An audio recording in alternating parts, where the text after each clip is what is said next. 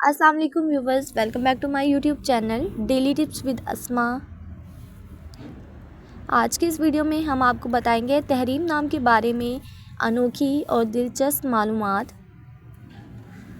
तहरीम नाम का शुमार लड़कियों के नामों में होता है। तहरीम एक इस्लामी नाम है। तहरीम नाम की इब्तदाई तारीख अरबी ज़ुबान से निकलती है। तहरीम नाम की लड़कियों के लिए खुशकिस्मत नंबर 10 माना जाता है। माहिरीन के मुताबिक तहरीम नाम की लड़कियां बहुत सब्र करने वाली होती हैं। तहरीम नाम का मतलब है मना करने वाली। तहरीम नाम की लड़कियों के लिए खुशकिस्मत दिनों में बुध सोमवार का दिन शामिल है।